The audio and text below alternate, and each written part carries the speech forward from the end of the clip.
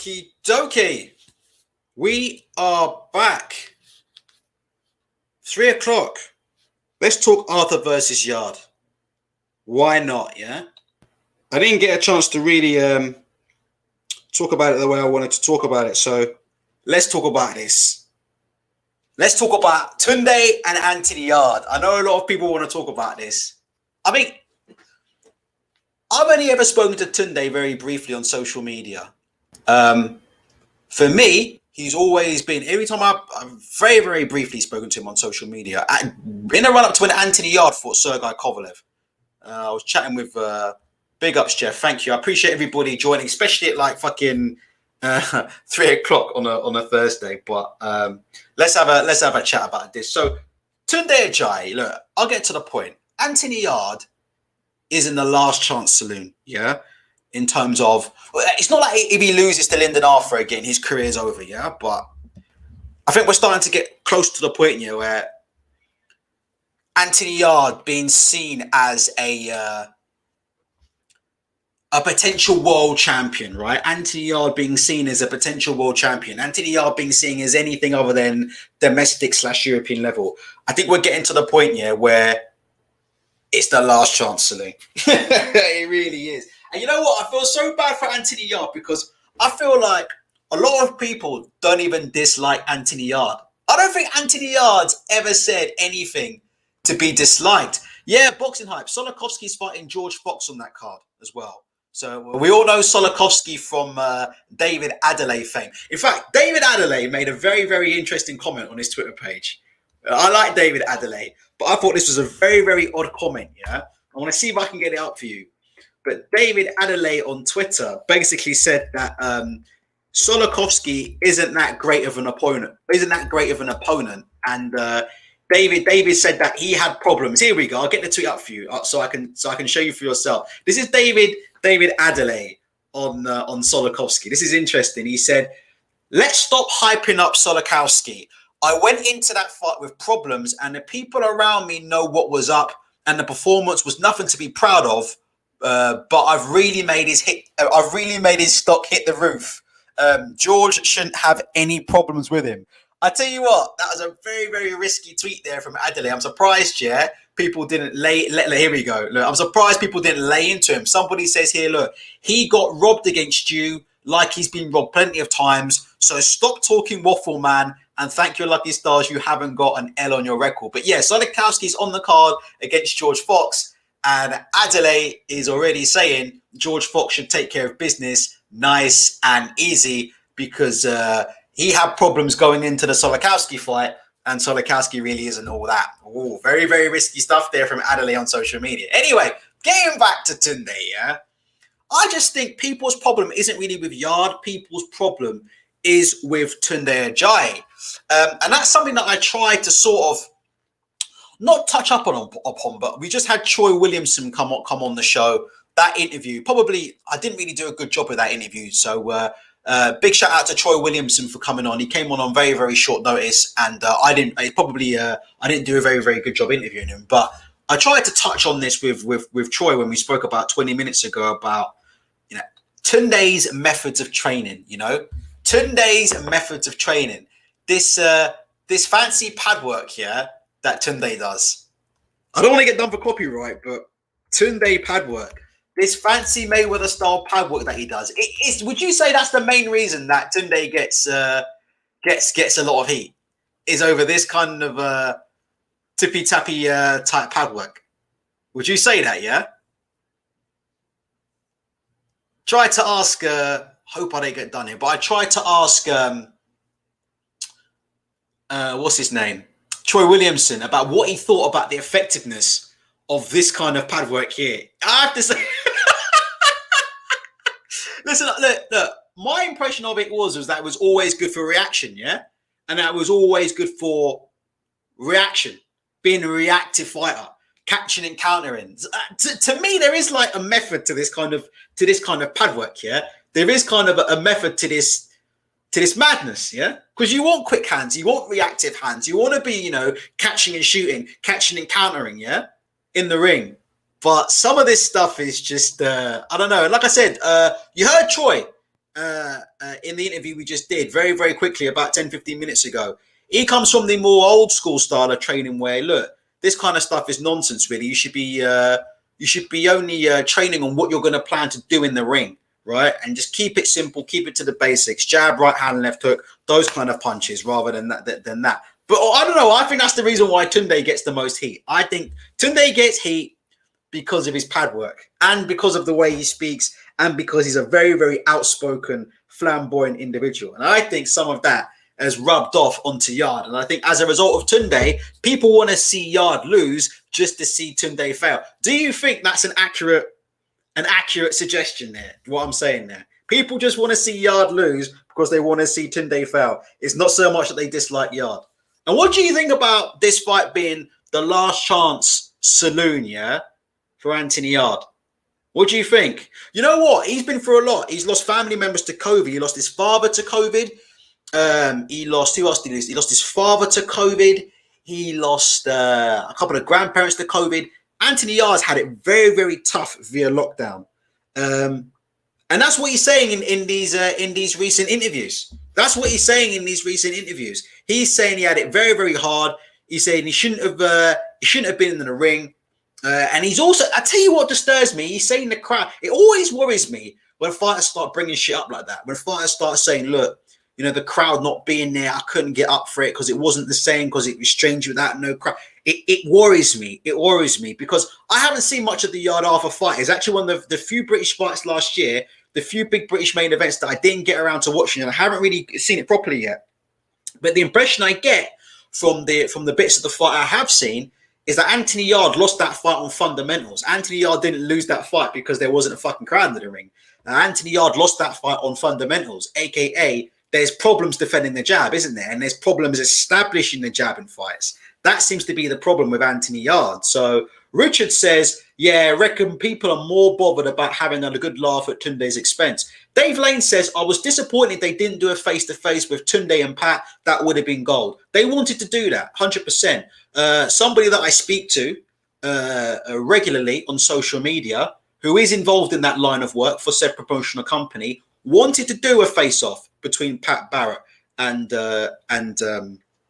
Tunde, but it didn't happen. I think Pat Barrett is very, very angry. Listen, I don't know what Lyndon Arthur's contractual obligations are, but I saw 5 seconds of the press conference here, and he just looks very, very awkward between him and Frank Warren up on that stage.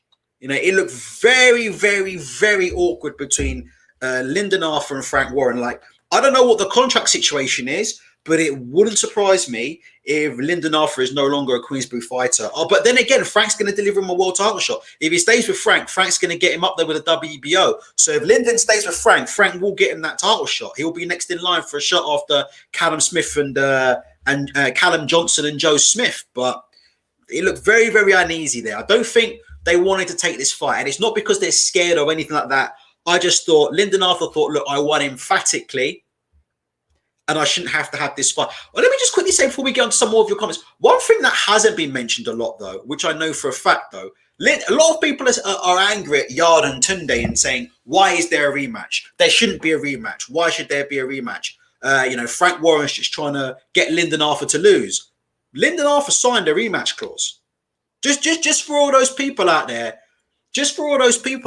who like to go on about rematch clauses when they favour Matchroom. Yeah. Oh no, Andy Ruiz can't fight anybody else. He's got a rematch clause. Oh no, Usyk can't fight anybody else. He signed a rematch clause. Well, I have it on very, very good authority, yeah, that Lyndon Arthur signed a rematch clause when he signed for the first fight. So the second fight, the rematch, really shouldn't have come under any surprise, to be honest. So I'm just being real. A lot of people are saying, oh, Frank Warren shoehorned Yarde, Tunde and Frank Warren came up with some plot to force Lyndon into a rematch. As far as I'm aware, he signed a rematch clause as part of the agreement for the first fight. And all Anthony Yarde's done is exercise that agreement. Let's have a look. Richard from Twitter says, Pat was in full road mad mode as well. I'm going to watch it. I'm going to watch it later on and see what was going on. I would love to see it. I mean, I personally think Pat Barrett was a little bit over the top, like threatening to punch Tunde and all this kind of stuff. And to me, to be honest, I think Tunde got some of the stuff that Tunde gets, in my opinion, is a bit unfair. That's just in my opinion, you know. I think that, look, Pat Barrett threatening to punch him was crossing the line. Do you know what I mean? There was really nothing that Tunde said that warranted that, you know. But then Tunde went and compounded it with his going back to the road comment. I'm thinking of going back to the roads against Pat Barrett, who's probably one of the biggest roadmen in the entire country. It doesn't really get any more roadman than Pat Barrett, does it? I'm thinking of going back to the roads. Oh no. Oh dear. Let me get Sonny Edwards to tweet up about that. Oh my gosh. Sonny Edwards did a fucking hilarious tweet on that. Back to the roads. Tunde. A lot of people saying Tunde isn't from the roads. A lot of people, here we go, look, Sonny Edwards is ripping him hard. You can see Sonny Edwards on Twitter just ripping up Tunde. People are saying that Tunde doesn't come from the road.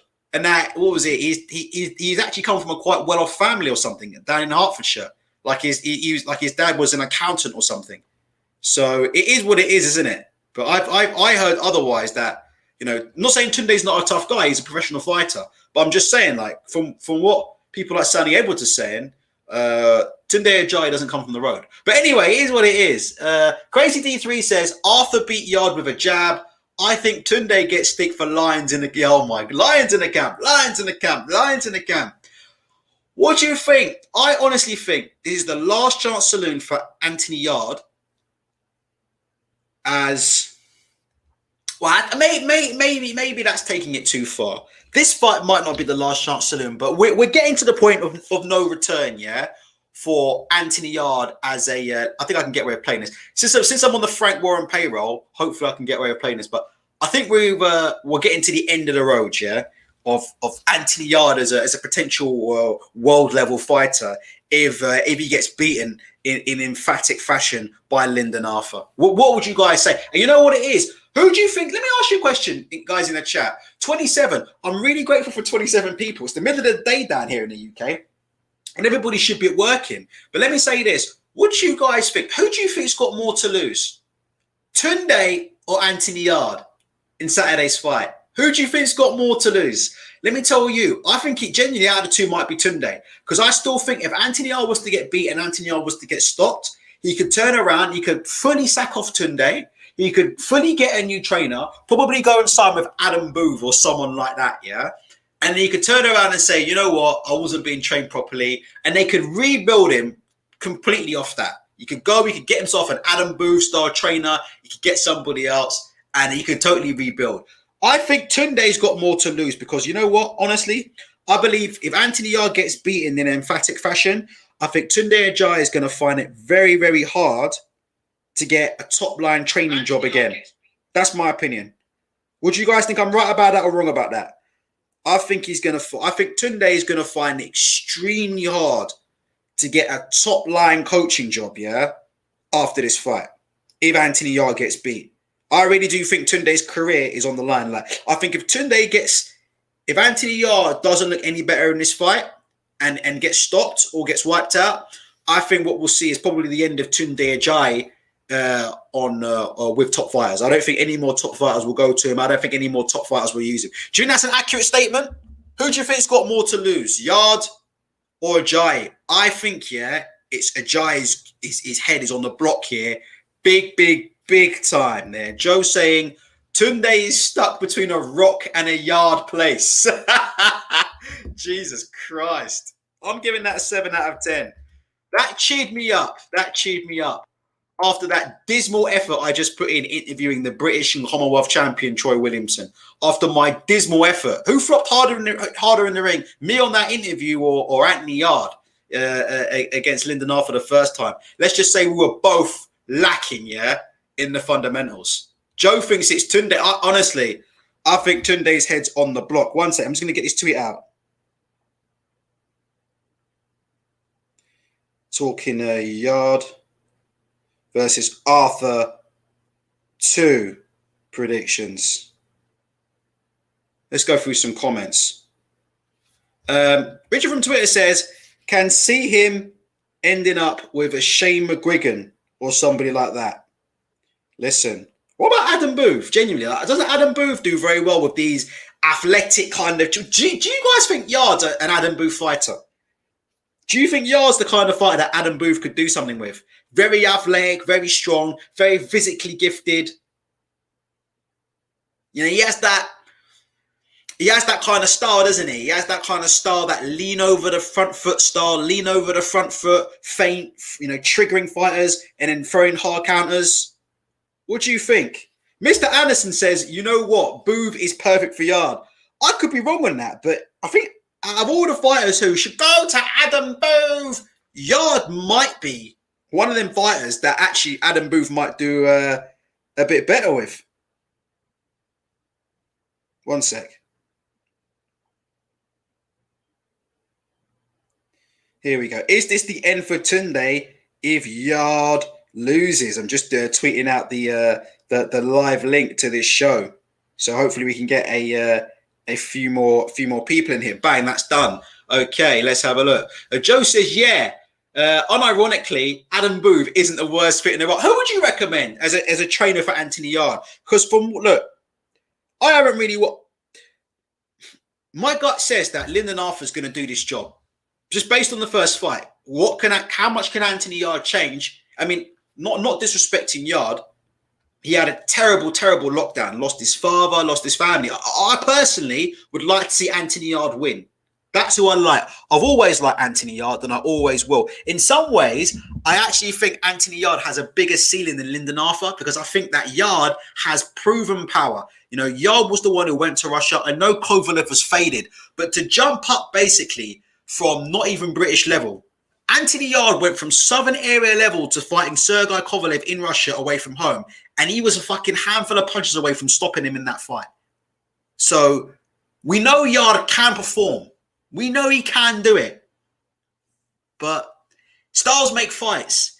And maybe Lyndon's got the better fundamentals. And maybe Anthony Yarde just hasn't had enough time to get this over the line.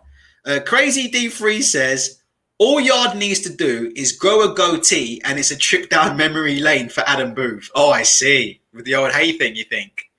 Let's have a look here. Let's go back through some comments.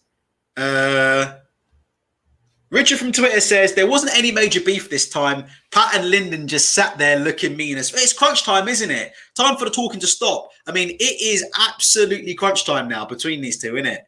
It is what it is. I mean, it is crunch time, man.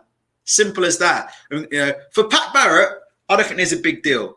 If for Pat Barrett, you know, Pat Barrett is established in the game, was a very good fighter himself, a European level fighter himself. He's got highlight knockouts. He's got black flash promotions. You know, if Lyndon Arthur was to get knocked out, it wouldn't reflect badly on Pat Barrett. He's got Zulfa Barrett still with him. It wouldn't reflect badly on Pat Barrett. But for Tunde, it's just is a completely different story.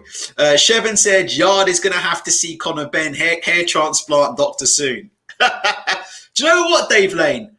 I completely forgot to ask Troy Williamson about Hamza Shiraz. And that's what I wanted to ask him about, Hamza Shiraz. Because that's the fight that I know for a fact that Queensbury were looking to make here at one point. Hamza Shiraz and Troy Williamson. But I think, to be honest, Troy's looking a bit above that now, and it's nice to see that he's been treated well by MTK. This looks like Matchroom and DAZN like Troy, so that's where I'd imagine Troy will be fighting in the future. If you've got any comments on Anthony Yarde's hairline, he's wearing a hat in this interview. I mean, I don't want to disrespect Anthony Yarde, but a few people are saying, that Anthony Yarde's hairline is lacking some of the fundamentals, and it might be time, to consider shaving this thing off. But it is what it is. But Dave, I'm very much looking forward to Hamza. I mean, Bradley Skeet, in my opinion, shouldn't be in there because Bradley Skeet hasn't been in the ring for some time, and he's getting in with arguably. Listen, Hamza Shiraz, when it's all said and done, might turn out to be the best 154 in the country. You know, when it's all said and done, he literally might turn out to be that, Hamza Shiraz. I mean, he's thought of very, very highly. And there's a reason why he does most of his training at the minute in America. Very, very highly rated fighter. But Carl Frampton said that Hamza Shiraz is the best young prospect in British boxing. That's what Carl Frampton said. And he said that a couple of fights ago. Boxing Hype says, who's got a worse headline, Vidal Riley or Conor Benn? Let me Google Vidal Riley's hairline in just a second. ABB says, Yarde wins. I feel it in my fingers. I feel it in my toe. Listen, I would love to see Anthony Yarde win this fight, to be honest.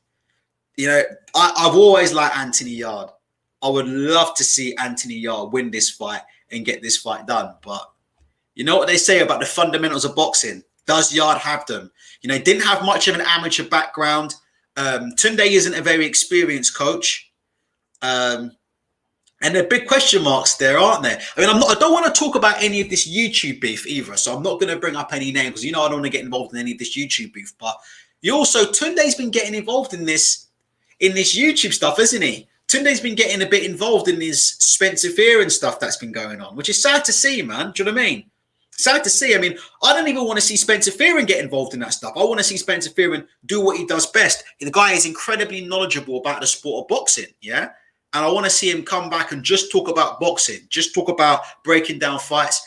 He's more than welcome on this show. I blocked him on Twitter, not because I don't like the guy, but just because I didn't want to see on the timeline any more beef between him and YouTubers and call-outs and all this kind of stuff. So that was the reason that I blocked him. But got a lot of time for Spencer Fearon. But it appears Tunde's now got involved in all of it as well. You can see Tunde's name start popping up in some of these videos, talking about contracts and putting on fights and all this kind of stuff. And I'm just thinking, why are you getting involved in that? Do you know what I mean? Is that a fair comment? That's what I'm thinking. Like, why are you getting involved in that? Why are you getting involved in a fight between the next professional fighter and a YouTuber? But it appears that he's knee deep in it. People are showing contracts online and his name and his company's been brought up in it. And, he's setting the terms and he's saying this and he's saying that. I think the whole thing is bizarre. Nicholas John says, what's Anthony ever done exactly? Won a round or two against Kovalev. Who's his best win? The who's his best win stuff is retarded. Literally, it's literally retarded. I think we've been through this a million times now. The who's his best win shit is retarded. Who was Usyk's best win before he went in and destroyed Anthony Joshua? Who was Cambozo's best win before he went and beat fucking Teofimo Lopez? The best win shit, the resume shit's for the birds. It's a waste of time. Anthony Yarde did more than win a round or two.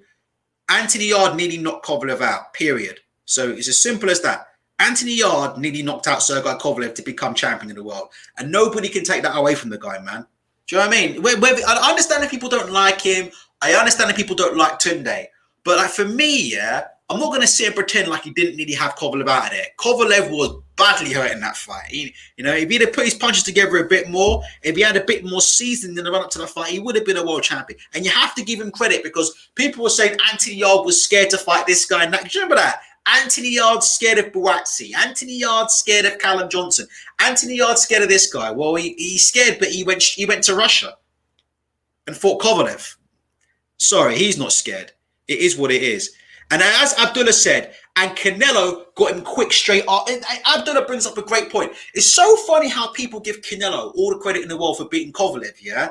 People dick-lick Canelo and give Canelo all the credit in the world for beating Sergey Kovalev when Anthony Yarde softened him up, literally months before, because Kovalev took those fights back-to-back. He had no break. He fought with Anthony Yarde. He had a grueling fight. He nearly got stopped. He stopped Anthony Yarde. He defended his titles and then literally went straight into the fucking Canelo fight. So he had two fights back-to-back. He was fucking dead before by the time he got into the ring against Canelo. He was absolutely dead before he got into the ring against Canelo. But people give Canelo credit, but they don't give Anthony Yarde any credit whatsoever for taking the fight. Come on, man. Let's have a look at Richard from... Oh, my God. It's unbelievable. Richard from Twitter says, Tunde's company to promote a spa in a gym in Essex with exclusive brawl. Why is Tunde getting involved in this stuff? I would love him to come on the channel. I would ask him. Like I said, I've spoken to him very, very briefly on social media. Came across as a really nice guy. I've never had a problem with... I've defended Tunde Ajaye. I've defended... Do you know after the Kovalev fight, people were saying Tunde's corner work was terrible, telling Yarde to empty the tank, this and that. Tunde's a terrible coach, blah, blah, blah. I defended Tunde. I've got nothing wrong with... no problem with Tunde. But some of the decision-making is very, very questionable. Very, very, very, very shocked to see when Tunde's getting into the biggest fight of his career, while why he's got time to be in the middle of this YouTube stuff. Beats me. Mr. Anderson says, strange world. If Yarde would have stopped Kova, he wouldn't even have boxed Linden. There you go. But then again, you say that, but when Anthony Yarde fought Kovalev, yeah, that was like good matchmaking, wasn't it? It was like, look, you got to look at who were the other champions in the division. I think the other champions were Gvozdyk and Bertabayev. Would you put Anthony Yarde in the ring with Gvozdyk and Bertabayev? No, you wouldn't. Kovalev was a fading champion. He'd lost 2 out of his last 4 fights. Anthony Yarde was highly ranked in the WBO. He had to take the fight, didn't he? He got nearly £1 million to take the fight. Got to take the fight. Plus, people forget, Anthony Yarde also got step-aside money so that Sergey Kovalev could go and fight Canelo Alvarez. So Anthony Yarde made money out of that whole Kovalev situation. But you know what? I think there was a chance that maybe if Yarde had boxed for the world title, well, maybe he wouldn't have boxed Linden, but they definitely would have pulled some stiffs out of the WBO top 20. He wouldn't have fought, after that Kovalev fight, even if Yarde had become champion, he wouldn't have gone and fought the top guys. There was no fucking way. They would have pulled out all kinds of binmen, cab drivers, and all kinds of bean pickers out of that WBO top 20, and they would have handed them over to Yarde, and Yarde would have been on BT Sport telling you he's still learning. 100%. 100%. What is it they say these days? I'm still learning. That's Abdul's favorite. That's Abdul's favorite phrase. Abdul, you know you're welcome to come on, Abdul, if you want to come on and chat about Tunde, Yarde, lines in the camp. Abdul, you're welcome to. If you want the link, let me know, Abdul. I'll be happy to email you, because after the worst interviewing performance of all time by me versus Troy Williamson, I need all the pepping up I can get. If you want to see me make a fool out of myself, there it is. I'll give you a quick link. I'll drop the link in the description box. This will be arriving shortly. If you want to see me making a fool of myself, there he is, the man, the Trojan. Just before he goes to training, yeah? Troy the Trojan. If you want to see me make a fool out of myself, there's the link. Click the link, hit the like button, hit the subscribe button. It is what it is. Right. So who are you guys picking then for Yarde? Let's go. Who are you picking for Yarde and Arthur? Who are you picking? Who are you going with? Martin Butler says, rumor the winner of Arthur versus Yarde to face the winner of Smith Jr. versus Johnson. I believe that's on, because whoever wins this fight between Arthur and Yarde, Frank Warren's going to get them a very, very good ranking in the WBO. So I believe that's on. I believe whoever wins this fight will end up fighting the winner of Joe Smith and Callum Johnson. And you would hope it's Callum Johnson, because that would be a good domestic fight. I mean, I think, to be honest, Yarde and Callum Johnson for a world title does much better numbers on BT Sport than Lyndon Arthur versus Callum Johnson. Would you agree with that, yes or no? Would you agree with that? That Callum Johnson versus Anthony Yarde in Britain for a world title does much better numbers on BT than Lyndon Arthur versus Anthony Yarde. Do you know what? I do worry about these cards for Arthur, I have to say. I'm going to be 100% real here. I do worry about what's going to happen if this fight goes to the cards. I think we could see some very, very suspect cards. What do you guys think about that? Do you think the cards are going to be legit or not? Let me know. I think we could see some odd cards in this fight. Got to be careful what I say there. I think some of the cards we see in this fight could be very odd. Very, very odd indeed. Very odd. Let's have a look. Richard from Twitter is going for Lyndon Arthur, 12-round decision. Dave Lane's going Arthur by stoppage. He's going for a Hamza Shiraz stoppage and Dennis McCann stoppage. Let me tell you, Dennis McCann's one of the best prospects in the country. Absolutely, Dennis McCann. I look at him. Does anybody else look at McCann and think a little bit about Billy Joe Saunders? That's what I think about. People are saying, "Oh, McCann is fighting stiffs." McCann's like barely 20. Was he 19, 20 years old? He's a boy. But Dennis McCann is a hell of a... People don't realise about Queensbury. Queensbury have got some very, very good prospects. And I'm talking possible world champions if they can hold on to them. I would say Hamza Shiraz is a possible world champion or a belt holder going forward. And I would definitely say Dennis McCann is a possible world champion there as well, at the minimum. Tin, how are you doing, Tin? Tin once came on the show. We've never heard from him since. Tin's a really good guy. Tin says Lyndon Arthur by decision. Boxing Height 55 says the best trainer is Don Charles. Jesus Christ. Don Charles and Anthony Yarde. We put Anthony Yarde in the Joe. You got to have Anthony Yarde boxing like Joe Frazier. Peekaboo style. Weave, and throwing hooks. Don Charles. Jesus fucking Christ. Talk about trainers that are coming to the end of the road. When was the last time we saw Don Charles on TV? I wouldn't say that to Don Charles' face because Don Charles would eat me alive, but talking about trainers that it's going to be the end of the line for. When was the last time we saw Don Charles? We're starting to see Don Charles on TV less and less and less. Let's see if we can get a picture of Tunde up here. My Lord. Tunde Ajaye. What do you guys think? Does anybody here? I like Tunde. Does anybody here back Tunde? Does anybody here back Tunde? Does anybody here like the way he trains or backs Tunde? Or do you agree with me that if Anthony Yarde was to get stopped in this fight, it virtually would be the end of Tunde Ajaye? Because the thing with Tunde is, right, it's not just people on YouTube that have got it in for him, right? Oh my gosh. Tin saying bums in the camp. Jesus Christ. It's not just YouTubers, right, who have got it in for Tunde. The problem that Tunde's got, right, is that former fighters have got it in for him as well. So I remember Kevin Mitchell, who fought under Tunde. Kevin Mitchell, right, who had a few fights with Tunde. And Kevin Mitchell came out after the Kovalev loss, and Kevin Mitchell absolutely buried Tunde Ajaye. He buried him. Kevin Mitchell said that the period I spent with Tunde Ajaye as a fighter was the worst period of my career. Which is strange because Kevin Mitchell won all his fights, I believe, under Tunde Ajaye. But Kevin Mitchell said that the period of his career when he was training with Tunde, he said he thought it was the worst of his career. I mean, unbelievable. Kevin Mitchell buried him. Darren Barker, Mr. Matchroom himself. He's married to a Matchroom employee, isn't he? Darren Barker.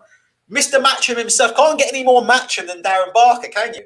Darren Barker goes to bed with Matchroom boxer shorts on. He is Matchroom, isn't he? Darren Barker laying into Tunde. So I think that's the problem that Tunde's got, isn't it? Like, it's not just like YouTubers.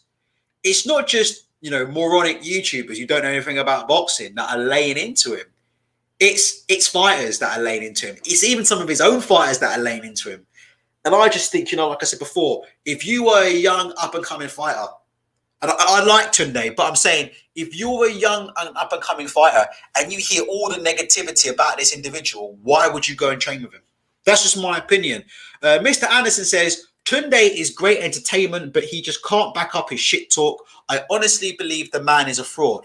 I don't believe he's a fraud. There's got to be something there. He's got to have added something to Anthony Yarde. I mean, he's got to get some credit. Anthony Yarde was pretty much a raw novice when he turned pro. Nearless says Tunde's a good manager. Not sure about his training methods. Nicholas John says clown in the camp. Mr. Anderson says Joe Smith will stop Johnson. I hope not, because I really want to see Yarde and Johnson. I think that's a good fight for BT Sport. Yarde will get the win by hook or by crook. So Mr. Anderson thinks that Yarde is going to get the win by hook or by crook. Let me tell you something, right? I think, yeah, if this fight is anywhere near remotely close, I think the cards are going to favour Anthony Yarde. Seriously, that's what I feel. That's my own personal opinion going into this fight. I think if the fight is anywhere near close, the cards are going to favour Anthony Yarde in this fight. That's what I feel. I think, you know, like I said before, Lyndon Arthur's going to have to win this fight emphatically. As emphatically as he won the first one, or even more. Because I think if it's even closer, I'm not sure he's going to get out of there with a decision. And I think, like I said before, you think you've seen some fucking beef between Pat Barrett and whatnot. Jesus Christ. If Lyndon Arthur doesn't get a decision in a close fight, IFL TV Boxing Social is going to be ablaze. Because I know exactly what Pat Barrett and Lyndon Arthur are going to say. They're going to blame the promotion straight away. Like, I will want to be Frank Warren. If Lyndon Arthur loses a close decision in this fight, I will want to be Frank Warren on Saturday night. Because he's going to get rinsed out. They're going to blame the promotion and say They all had it in for Yarde from the get-go. So you know what's coming. You know what's coming.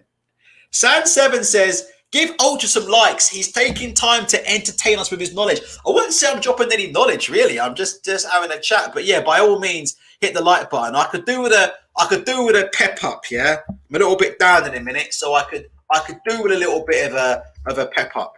So yeah, hit the like button, hit the subscribe button. I'm not going anywhere at the minute. It is what it is. Close to 1,000 subs. Subs don't really tell the story. You guys know some of the numbers that we're doing. We're doing nearly 60 people at 3:30 in the middle of a workday on a Thursday afternoon, which is really, really good numbers. Richard's mentioned Howard Foster. Hold on a minute. Is Howard Foster involved in this fight? Howard Foster getting a police escort home? Is Howard Foster involved in this fight? Because if he is, I definitely don't. If Howard Foster's involved, there's definitely going to be some shenanigans, man. Crazy D3 says Frank will never stop by Manchester for a while if Lyndon loses a close decision.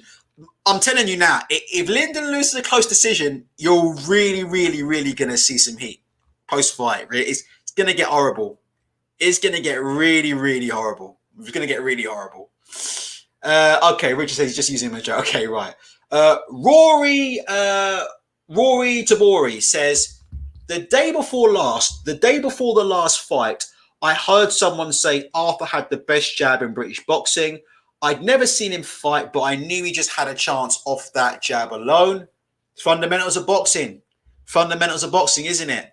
You know, boxing isn't as much of a chess game as what people think, right? I can honestly tell you that, boxing isn't as much a chess game as what people think. You heard in the interview that we did with Troy Williamson, there was a reason why I asked him the questions that I asked him. You look at Troy in preparation for that fight with Cheeseman, right? And what did Troy say? In the preparation for the fight with Ted Cheeseman, he didn't use any specific sparring partners. He didn't really do any specific training drills. It was just the same as. Too big, too strong. Right? So there's a lot of romanticism about boxing that these fighters just, spend hours and hours watching footage of their opponents and dissecting every last minute of what their opponents are doing. And they're bringing in all these special nutritionists and they're bringing in all these special training methods and they're doing all these special pad drills and they're bringing in sparring partners that do this and they do that. And you know what the truth of it is? A lot of fighters and a lot of coaches do the complete opposite. They just treat it as another fight. I personally, I actually disagree with that. But a lot of trainers, they just treat it as another fight. Some trainers and some fighters don't even look at footage of the opponent in the run up to the fight. No specific pad drills, no opponent-specific pad drills. Don't look at any particular shots. A lot of fighters and a lot of coaches are of the mindset, keep doing what we're doing. And that's kind of the impression I got from Troy Williamson when we spoke to him about his fight with Ted Cheeseman. The impression I got was, look, I'm too big, I'm too strong. Don't really need to work on any specifics, really. I'm unbeaten in my pro career. I'm just going to keep doing what I keep doing. Tin Aravind thinks, why is Arthur getting the stepson treatment from Frank similar to Joyce? Any history here? Well, I think like Frank Warren and Joe Joyce right now are on great terms.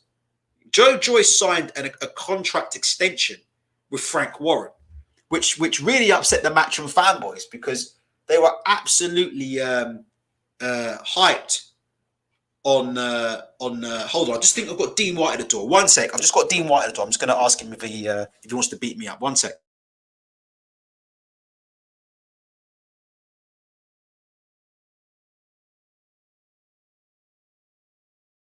Sorry about that. That was just Dean White on the intercom telling me to come outside. Sorry about that. So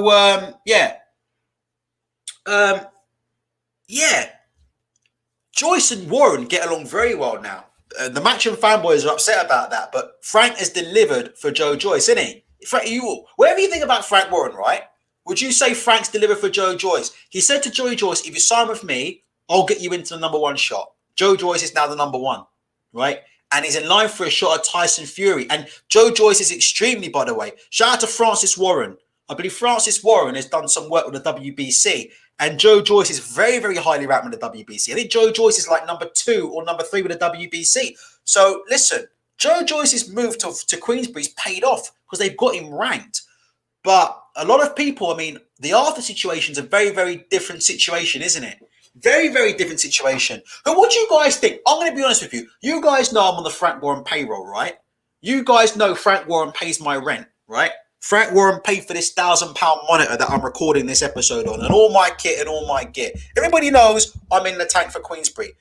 Who do you think Frank Warren wants to see win? Do you think he's got favourites? Do you think Frank Warren is in the tank for Anthony Yarde? I'll be 100% real with you. I think he is. That's my opinion. I think Frank Warren is heavily invested in Anthony Yarde and he's heavily invested in Daniel Dubois. That's my opinion. I just think he's... And I'm not saying he doesn't like Lyndon Arthur. I'm sure he loves Lyndon Arthur and he respects Lyndon Arthur's skills. But I honestly think Frank, has really got it for Anthony Yarde. Like Anthony Yarde and Daniel Dubois, those are his two guys. Those are his guys. Those are his two guys. He both took them on very, very early. Took them on very, very early out of the amateurs. And he's really worked hard on trying to build them. And I don't think Frank's keen on seeing that go down the drain. Pink Furry Goddess says, Tunde is going to get Anthony Yarde knocked out. He's an idiot. And every time he claims Anthony Yarde is going to knock someone out, he comes up short. What is it? What is it about Tunde? Can I say, what is it about Tunde that you don't like? What is it? Give me the specifics, because nobody is trained with Tunde. So nobody really knows in depth what his training is, because nobody's fucking trained with him. So what is it really about Tunde that you don't like? Let's just be real. Is it a case of you don't like Tunde because he's a bit outspoken? Is that it? Because you don't like Tunde because he's confident in himself? Because a lot of British fans are like that. Like I said, in this country, we're obsessed with being humble, innit? We're obsessed with being humble. Oh, humble. Oh, Anthony Joshua, stay humble. Let's put stay humble into Google. Hold on. I bet you can get loads of stay humble merchandise. People in the UK these days are obsessed with this fucking stay humble BS, man. Oh my God, look at this crap. Have you guys ever had a look at the Anthony Joshua merchandise out there? People are obsessed with this shit. Look at this crap. Look. Anthony Joshua, stay hungry. People love this crap, man. This stay humble shit. They're obsessed with it. So what do you guys actually have here?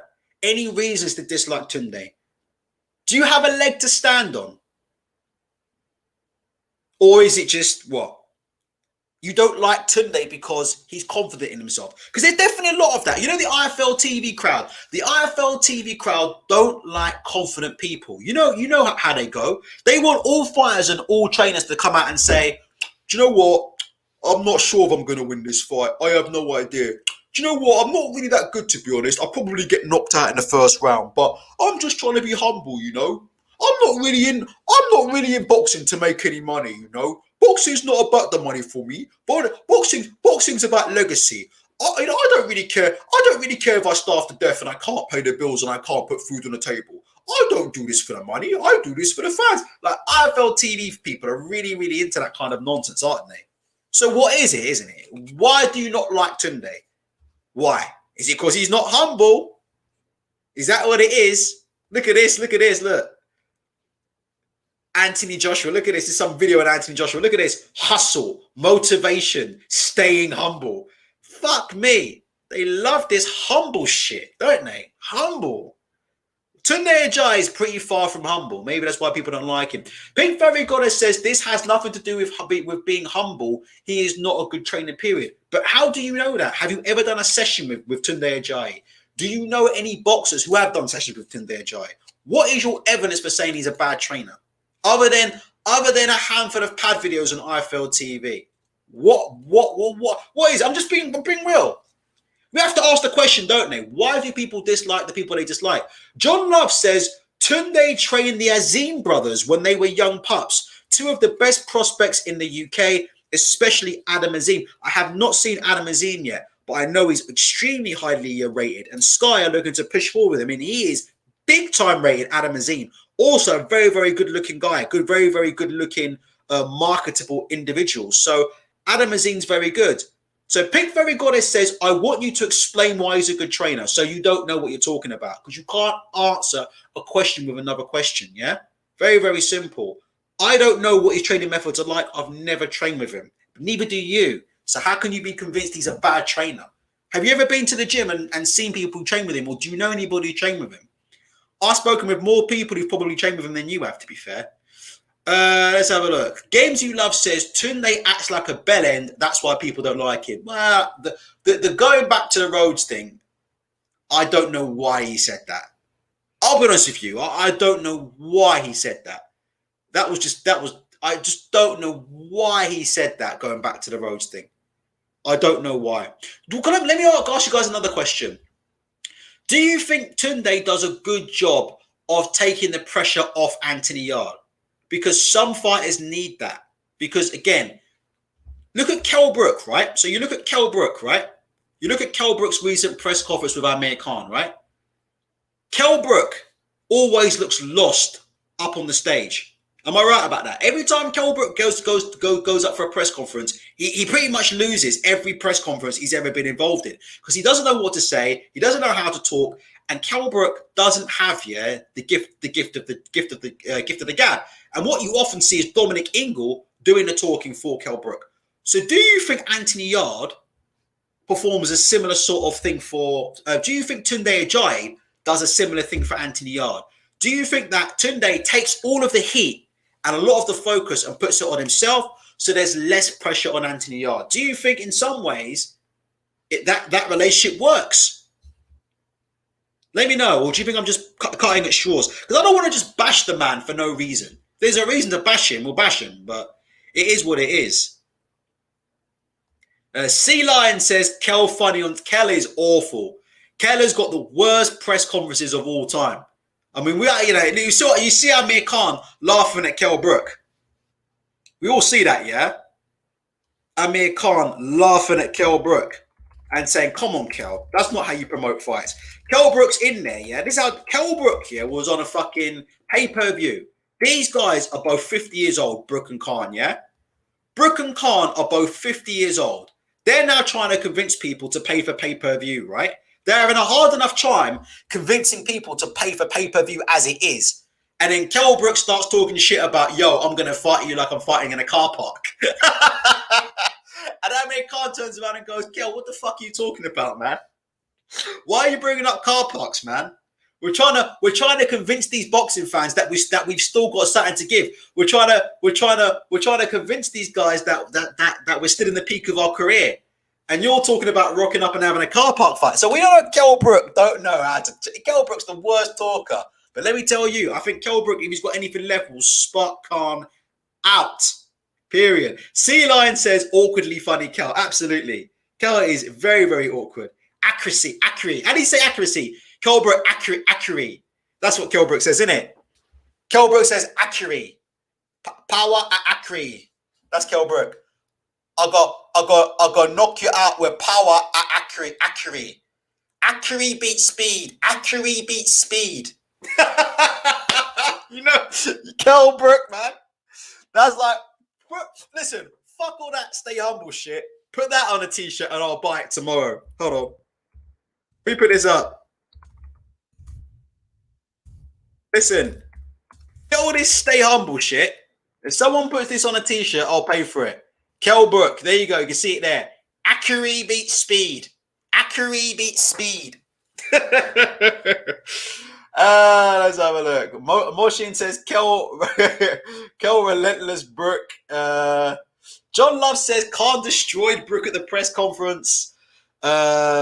Jesus fucking Christ. I mean, just what is going on there? Games You Love says, I don't think Kell did that bad. But you know, some fighters are really, really shit talkers and they need a manager to talk for them, innit? They need one of these, innit? You know what's coming up. They need one of these, innit? Some fighters just need this, innit? They need Paul Bearer. Now, I know Tunde and Paul Bearer look pretty different, but that's what they need, innit? Need a bit of a Paul Bearer there to help manage him. Let's have a look here. Games You Love says, Khan went silent when Brook said he's used to getting spot out. What did someone say about Khan calling Brook, you know what? Amir Khan called it. Amir Khan said Kell Brook bats for the other side. Did he say? Did he say that during the presser? I haven't watched it yet. Did Amir Khan turn around during the presser and say Kell bats for the other team? Is that what he said? I've heard him say that before, but did he actually say that to Kell during the presser? That's fucking awful if he said that. Especially coming from a guy whose MO was going on fucking Skype and wanking off on webcam. Like Amir Khan talking about sexuality really is the pot calling the kettle black, innit? Amir Khan talking about sexuality. That is the pot calling the kettle black, innit? Jesus fucking Christ. Like, Amir Khan's got a very, very questionable background. Especially when he gets on Skype and pulls his little Roger out, isn't he? Right. Okay, no, he didn't. Right, thank goodness for that. Right. Joe says Kell Brook versus Errol Spence Jr. was the battle of the slurred words at their presser. Jesus Christ. Let's have a look. So let's just get back quickly to Yarde and Arthur. What are your final predictions for Yarde and Arthur? Let's wrap this up and then we'll move on to talking more about Brook and Khan, and we'll talk a little bit about Conor, Benn, and Chris Algeri in a bit as well. Let's get it down. Not only do I want your final predictions, but Abdul wants to come on. Okay, let me get this link over to Abdul. And do you think it's the end of Tunde at the big time if Yarde gets beat? You see if I can get Abdul up here. I've got him, yeah. Do you think it's the end of Tunde if he gets beat? And do you think it's the end of Anthony Yarde's hairline? Sharon thinks it's the end of Anthony Yarde's hairline. Abdul, I've sent you the link. So if you want to come on, Abdullah, I have sent you the link.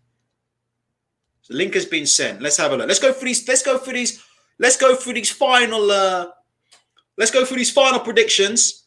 I don't just want your prediction on who's going to win. Is this the end for Tunde Ajaye? That's the question that everybody. To me, that's a more interesting subplot than the fight, because I know if Yarde gets knocked out, Yarde's going to switch trainer and get remodeled. That's what will happen.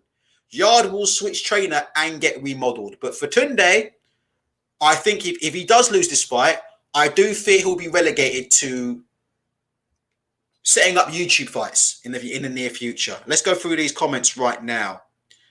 Moshin says Arthur on points. Okay, fair play. Games You Love says Yarde by robbery. I think that's a very, very underrated prediction there. Crazy D3 says James Cook will throw in the towel. D-Dub says Arthur Yarde is going to the scorecards, I feel. Pink Fury Goddess says Lyndon will win again. No adjustments will be made from Yarde. I want to be proven wrong, but with Tunde it won't happen.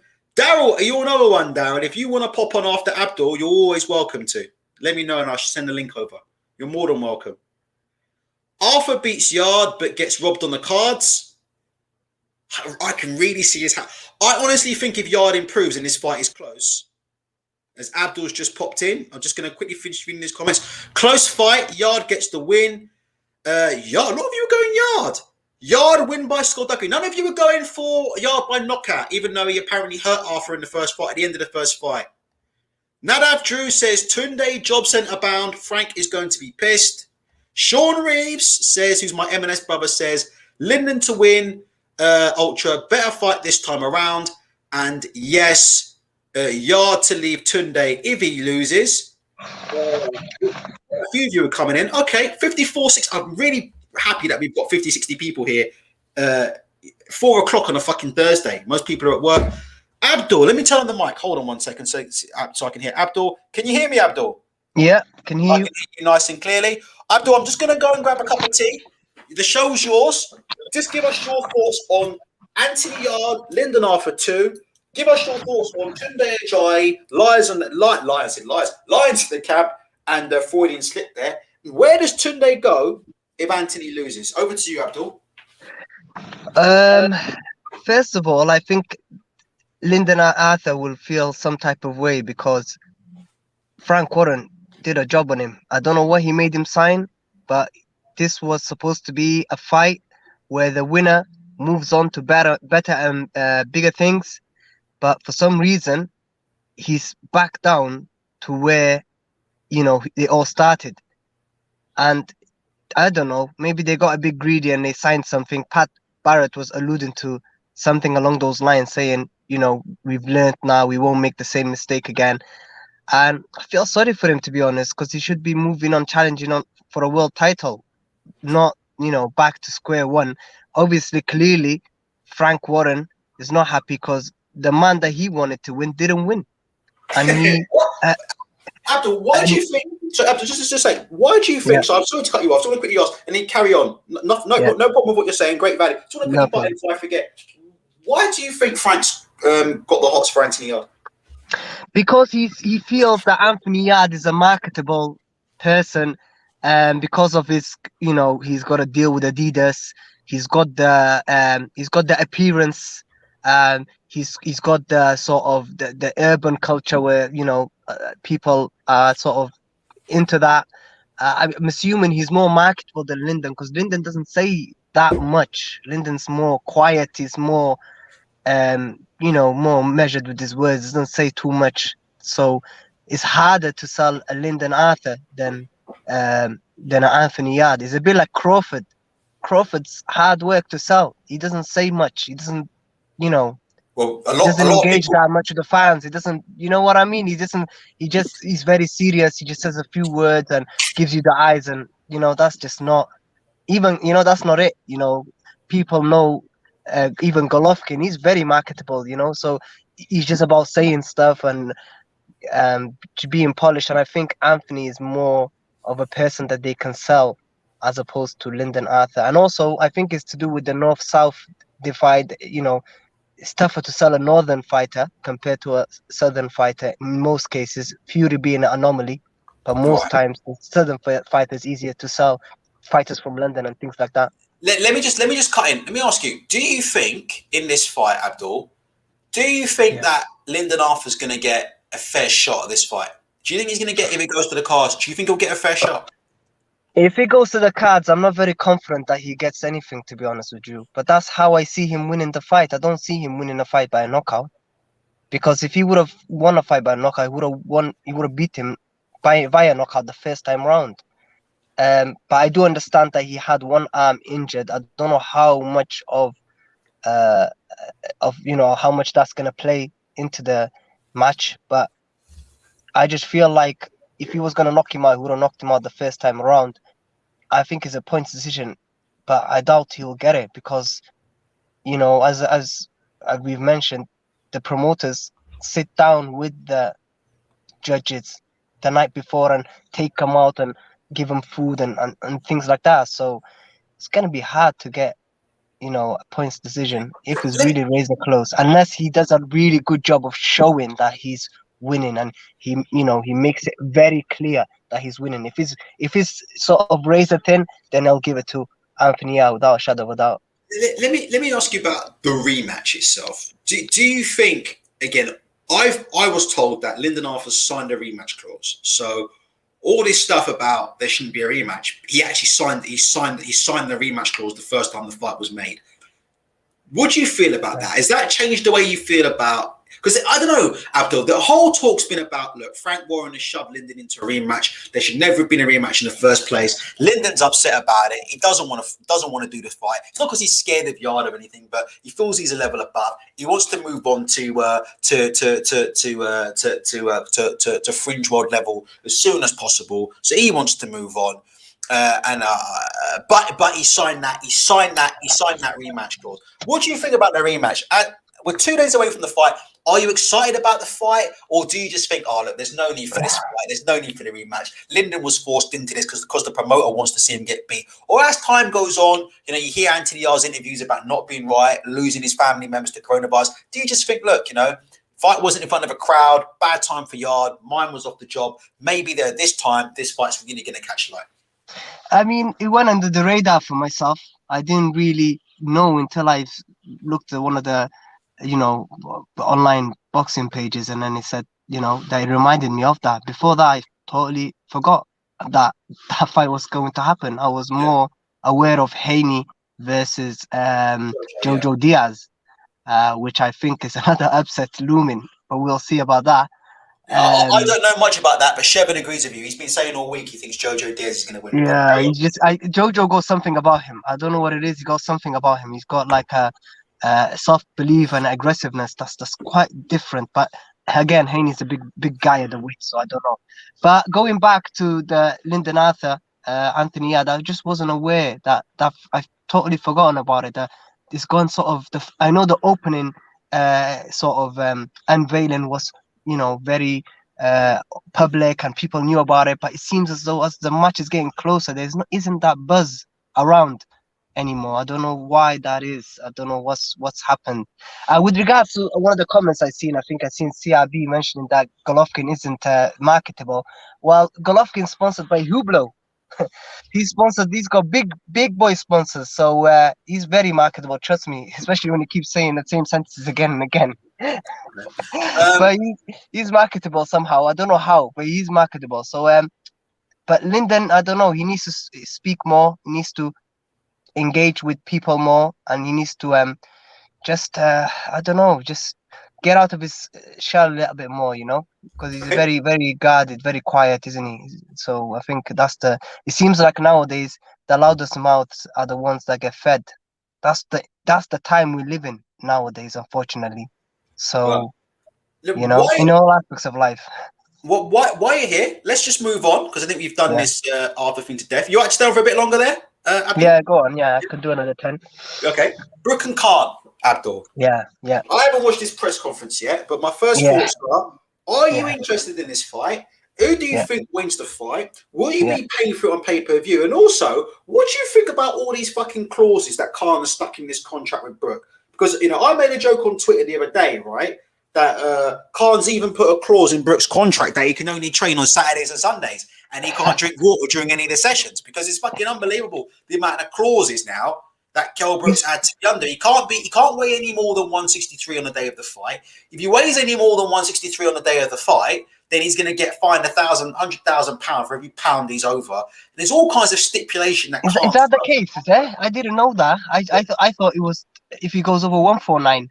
On the weigh-in, is there as well a rehydration clause? Basically? I was told by somebody on Twitter, I will try and fire up in a second. I was told by somebody on Twitter that there's a rehydration clause. Guys in the chat, let me know if I'm right or wrong. I was told by someone on Twitter there's a rehydration clause. Now, you can't be any more than 163 on the morning of the fight.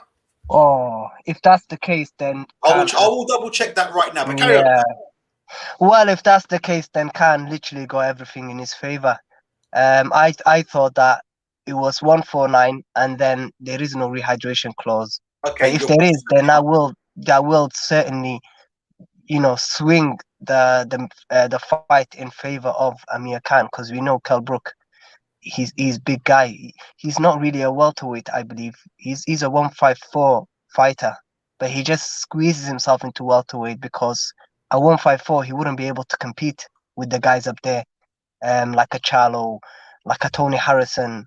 They're just big guys over there. Everyone's like 5'10" and beyond and above, And Abdul, just butting in. It's on the screen right now. It's from oh wow, okay. It's from the 123 kid himself, Michael Benson, aka the 123 kid. Amir Khan versus Kell Brook has 163.5 pounds fight day weigh-in rehydration clause. Boxer Ben Shalom has revealed the initial weigh-in at 149 pounds. Brook said, if I go a pound over, it costs me 100,000. Every pound is 100,000. Wow. But Abdul, if Amir Khan to me, like I said, if you're Amir Khan, it's almost like, why are you fucking taking a fight? Because to me, that tells me you don't believe you can beat Kell Brook. That's what it tells me. You don't believe you can beat Kell Brook, because the fact that you're fucking throwing in all these ridiculous clauses, a fucking weighing clause, a rehydration clause, a this clause, or that clause, that combined with the amount of time it's taken for this fight to happen, that after the fact that you saw Terence Crawford, basically wipe out take off the last bits of meat on the bones of Kell Brook, says to me that Amir Khan never really believed in his heart he could beat Kell Brook. That's what I believe. It says to me that all along, when these two was at their prime, Amir Khan never really believed he could beat Kell Brook deep down. He knew there was a chance he'd get knocked out. And even now that he's fighting the corpse of Kell Brook, he's still trying to drain him yeah, and get him down to the absolute minimum. Carry on, Abdul. I mean, look, I mean, I've always been one to advocate for, fight day weigh-in. I don't like to see fighters weigh in one way on Friday and then come Saturday they look like a total monster. I don't like that. I don't think that's right. I don't think that's fair. I think everyone should. The boxing needs to look at itself and it needs to change and needs to people need to fight at whatever their natural weight is. Like, cause it's dangerous because you're gonna fighting people who are much bigger than you just because their genetics allows them to, get down really low. And then on fight night, they go like 30, 40 pounds on you. It's a bit dangerous, I think. So, the problem with Khan is he's literally fighting his natural weight. I don't think the guy goes over 160 naturally. He's just not a big guy. He just basically is really 140, but he just doesn't want to do the work. So he fights at 147. Whereas Brook is 154 fighter, possibly 160 because he's a big boy. He's massive. He's a bit like Errol Spence, squeezing himself into the weight. Brook on fight night is coming for some. I could be wrong on this, but I believe Brook certainly done 165. I believe for some fights, Brook may even have come in at close to 148 pounds. Yeah, when he was a welterweight on fight night, he's massive. He's massive. He's a big boy. So, obviously, then when you got someone of that size and then they're hitting you suddenly, obviously things are gonna feel different because he's a big guy. So I've always advocated. I've always thought that that is not fair because certain people are just naturally that's what they weigh and that's how they come into the ring, and there's others who are like squeezing themselves and then on fight night they come and they become, and it's not good for the fighter as well. The one who's trying to do this tactic, as we saw with Teofimo Lopez, who squeezed himself. It can go both ways. It's a double-edged sword. But I prefer, people to come back and on a day of the fight, weigh in, and that's how you come in. Who are you picking for this fight? I'm picking Amir Khan, to be honest with you. I'm picking Amir Khan. I think Amir Khan has a little bit more in the tank than Kell Brook because 2 orbitals, I think, is just, and also he got knocked out by a jab against Crawford. But what I will say is he got knocked out by a jab by Crawford, but Crawford is two-handed. I did say that at a time during the fight. Crawford can punch hard with either hand. He can, as you know, he switches between either hand. I can't remember the shot as well, but Crawford can whack with either hand. I mean, but I just feel like Crawford's. I feel like Amir Khan's lived a better lifestyle than Crawford. They both haven't lived the best lifestyle, but I feel like Khan looked after himself a little bit more than Brook. Brook looks like he's been through so much physically. He's had also the stabbing from all those years ago, and I just feel like a lot of the momentum. He's 35, but he's not like a Crawford who's 34, but he's looked after himself very well. So biologically, he's not that age, but I think Brook is every bit his biological age because he hasn't looked after himself at all. I'm going to go for Brook. I think in the past it was Brook 100%. Now I would say it's a 50-50. I agree with you. Actually, to be honest, when this fight was first announced, I actually leaned towards Khan, to be honest. I'm gonna go with Brook because I just believe that when Brook hits him, it's over. Like sorry, go on, carry on. No, I was just going to say, just because I know Brook got done with a jab by Crawford, the ironic thing is, that I believe, even though Brook's fight lasted only 3 rounds, I think Brook did better, was more competitive in the rounds that he was in than Khan was. To me, Khan was never in the Crawford fight, to me. Never looked competitive at any stage. Got hit, got hurt. To me, no disrespect, but I think he looked for a way out in that fight. At least Brook went out on his shield. But I still believe in my heart, in the Ingle Gym, well, we've got to be careful when we talk about the Ingle Gym and nutrition. But Greg Marriott, the nutritionist guy, Greg Marriott is one of the absolute best in the game.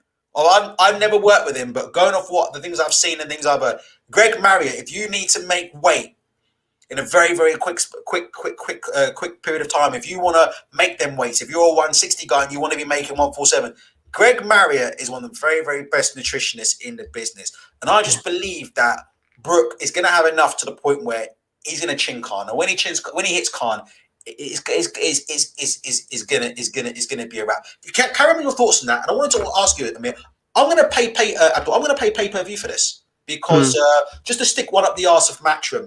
What do you think it says about? Again, you don't have to bash Matchroom if you don't want to, but what do you think? What do you think about the irony of Eddie Hearn and Matchroom talking about making this fight for fucking 10 years? And literally, as soon as Matchroom's contract with Sky ends, the fight got made in literally about 2 months. I think it's just Eddie Hearn is, he paints the picture where he's a really easy guy to deal with, and he's so easy to deal with. You can do business with anyone. But I think Eddie Hearn, he might not be the easiest guy to deal with because just look at Canelo. As soon as he's out of the picture, Canelo gets all the fights he wants. But when he's in the picture, he's not. You know what I mean? It's because he runs his mouth a little bit too much, and he said a few too many things. And in boxing, people don't forget, and I think that's what it is. So he's gonna find it difficult, and now he's basically begging for a Charlo fight for Andrade, and I don't know if he'll get it. They'll probably save Charlo for a Canelo. I tell you now, right? I mean, Eddie Hearn in the UK, if DAZN buy BT Sports, he's going to be in a very, very strong position, right? Yeah. If DAZN were to not buy DAZN were to not buy BT or not acquire BT for any reason, I think he's right now. I think he's in as much trouble as he's ever been in at any stage of his career. I think the stuff that I've been saying, Abdul, for the last 5 years about him being blackballed and promoters not wanting to work with him. I think we can really, really see that come to the fore. I think you hit the nail on the head with the Andrade situation. Don't forget, Abdul, this was a guy who went on camera and said Showtime will be out of business and there's no more fights left for Charlo unless he signs with DAZN. Those were the exact words that Eddie Hearn said. He said Showtime are going out of business in a couple of years and there's no more fights left for Charlo unless he joins DAZN. And 3 years later, he's been run out of America basically by Al Heyman. He's been run out of America and now he's begging. He's begging the WBC to order Andrade versus Charlo. And the WBC have told Andrade, you're fighting your mandatory next. So that ain't going to happen from the looks of it, Abdul. And he got a tough mandatory coming up, Andrade.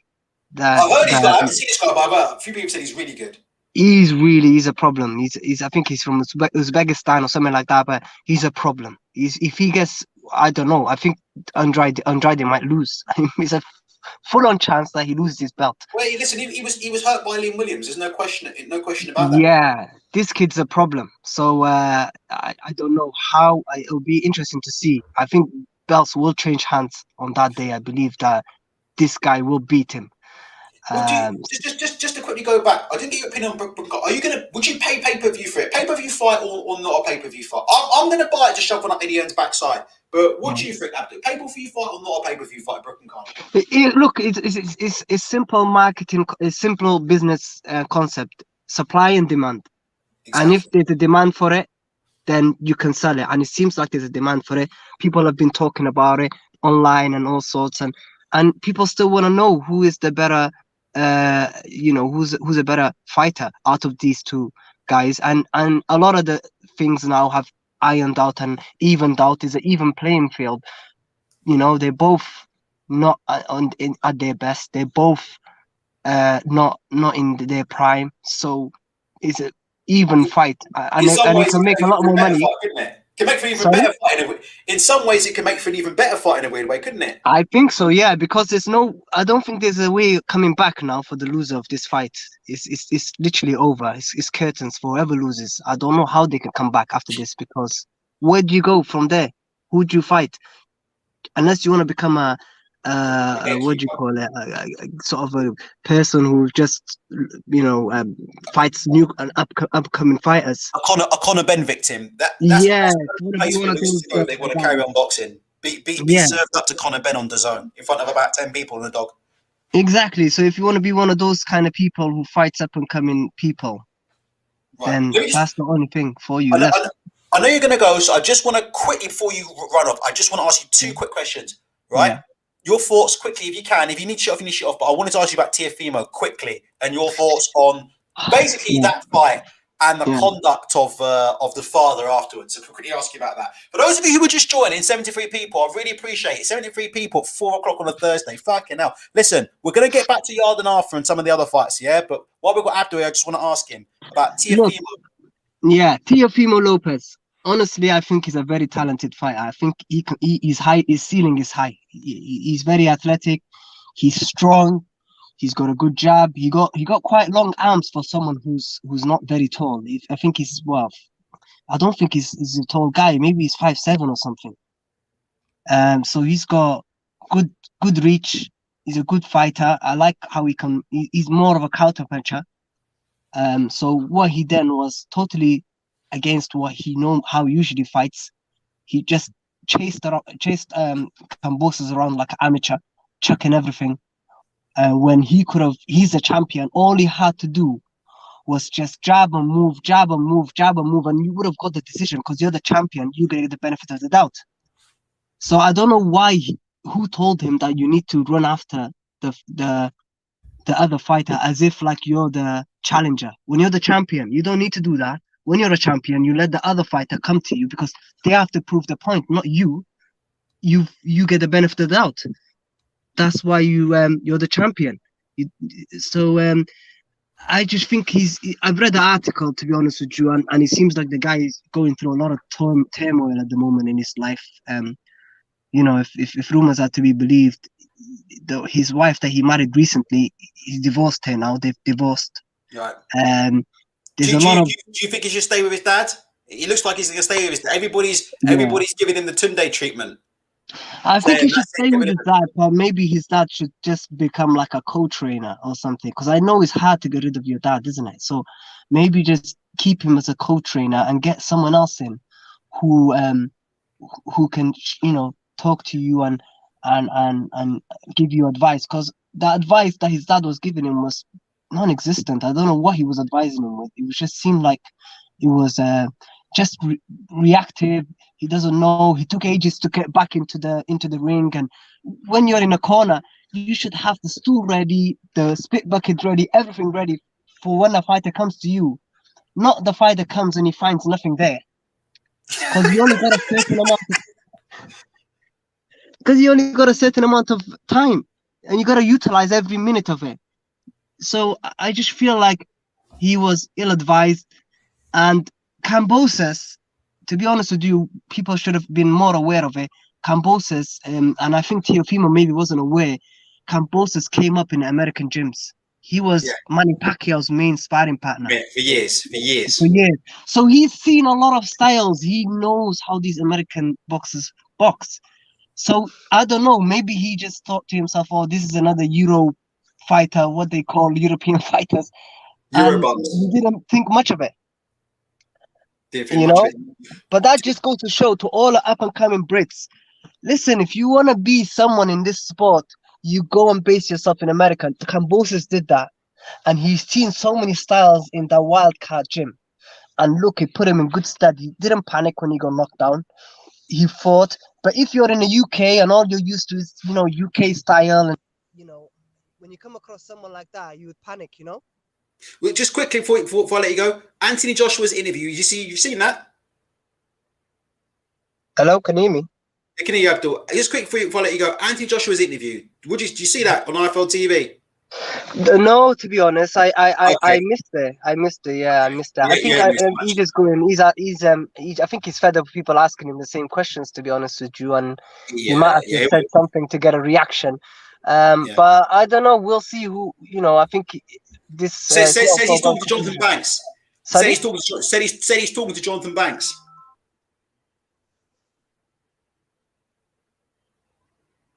Say he's talking to Jonathan Banks there, Abdul. Oh, I think we've lost Abdul there, but I think he had to go anyway, pretty much. Listen, I'd have Abdul all day. Listen, I'd have Abdul here every single day of the week, but I know he was on a short leash there, so that was what it was. But hey, listen, he's got the link if he can talk. Abdul, if you want to come back, you can come back on. But I don't want to, because I could have Abdul on all day, and I didn't want to hold him there. Listen, Abdul telling it how it was there about Conor and Brook, Tiafimo. Is it Abdul is the man, Chevin? I agree with that. And I definitely didn't ask him the question about. Look, I'll quickly show you before we go back to finishing off on Arthur, Brook, and some of the other stuff that's going on. What Chevin's referring to, if I can actually find it, Chevin's taking a piss out of a burger that I put on social media. If you want to follow me on social media and give me abuse like the rest of these twats out there, you can follow me at Ultras Podcast. If you want to see some of my interviews, you can go see them there. Now, there's a picture here I put up of a beef burger that I recently served up, thinking this was grade A cuisine.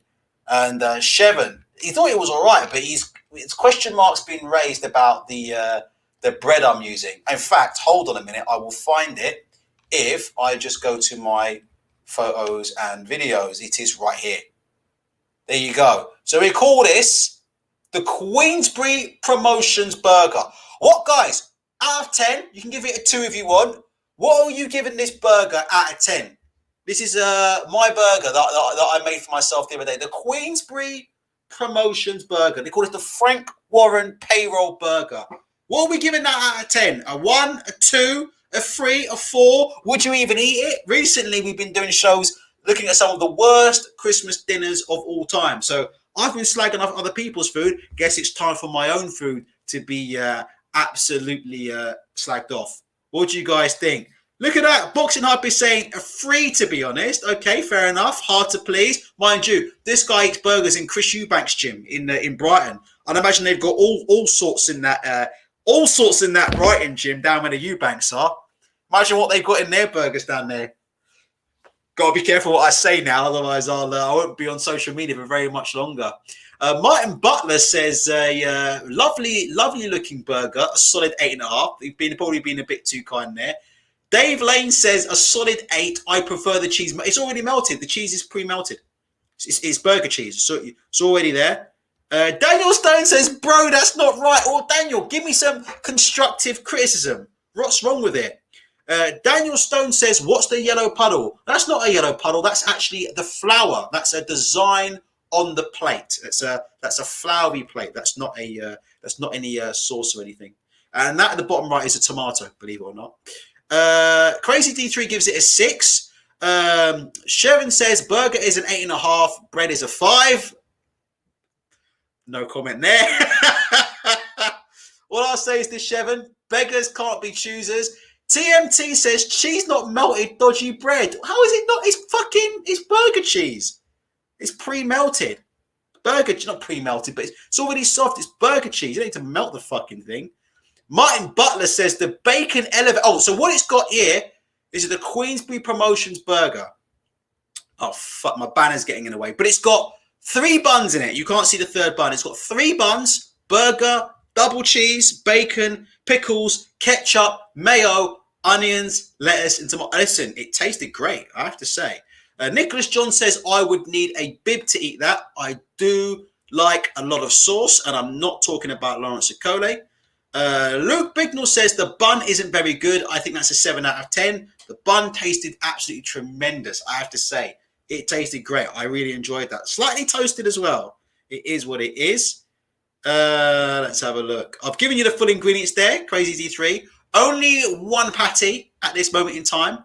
But yeah, I'm partial to 2 or 3. Listen, I'll do a bacon cheeseburger next time, and we'll see how it goes. Let me tell you this: slag this off as you want, right? This is much better than anything you'll get from Burger King.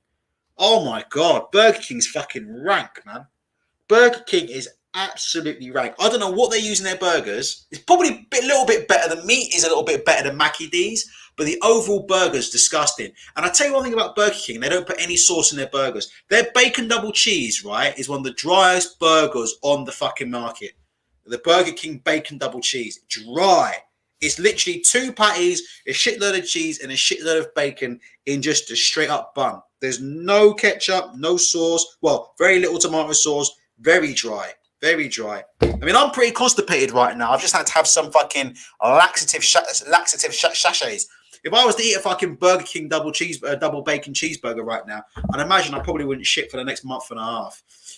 Right, let's move on. Sharon says, I'll date a woman that lives with her baby daddy before I eat Burger King burgers. Over here, the only thing we've got is Burger King and Mackie D's. Nobody's got Five Guys unless you live in London. Actually, unless you live in London, there's a good Five Guys in central London, and there's another one nearby. But Five Guys really is like, you have to live in certain areas, really. So, listen, for me, if they could roll out Five Guys to every street corner, I would live in Five Guys. Absolutely tremendous. Right, George C says would eat good filling to bread ratio. Thank you. Mitch Walsh says Eddie Reynoso for Yarde. So Mitch Walsh wants Doctor of the Year, Eddie Reynoso, to coach Anthony Yarde. This is the Doctor of the Year, Eddie Reynoso. Let's move on from some of that. Just quickly go through. There was something else I wanted to cover actually, but I completely forgot. Hold on a minute. Let's have a look here. Quickly, let me just read this. This is quite interesting. So, Gervonta Davis on Teofimo Lopez's defeat to George Kambosos Jr. I think he just thought the guy was a slouch. He went in there with his hands down. There's so many things he did wrong in this fight. He was too big-headed for this one. His father was too big-headed. Well, that's what I want to say about Kambosos. So, quickly on George Kambosos' next fight, before we go back to Yarde and Arthur and wrap up, right? So, quickly on the next fight for Kambosos. So, Lou DiBella recently called out Eddie Hearn because Lou DiBella said the following. Lou DiBella said that he is the promoter and the sole promoter of Kambosos. Now, there were a few people on the internet who shall remain nameless that were basically saying that Eddie Hearn pulled some kind of masterstroke by promoting George Kambosos to a victory over Teofimo Lopez. That's what they were saying. Even though that makes no sense because anybody who watched the ring walk would see that Eddie Hearn was about as far up Teofimo Lopez's. I mean, he was so far up Teofimo Lopez's ass, he probably could have tasted what Teofimo had for dinner the other night. I mean, on the ring walk, the standing in his corner, Eddie Hearn was firmly, in arse liquor mode, in that Teofimo Lopez fight. So that didn't make any sense. But a few people were trying to advance the case that Eddie Hearn pulled a masterstroke and he is now the promoter of George Kambosos. Lou DiBella has come out and said that's complete bullshit. Lou DiBella said that he is the promoter of Kambosos, and that he also said that Matchroom refused to let him in the ring post-fight, as Shevin said there.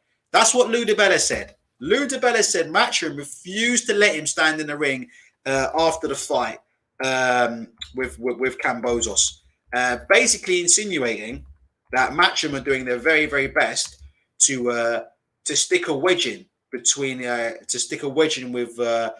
Kambosos and DiBella, so they can nick him and stick him in a fight with Devin Haney.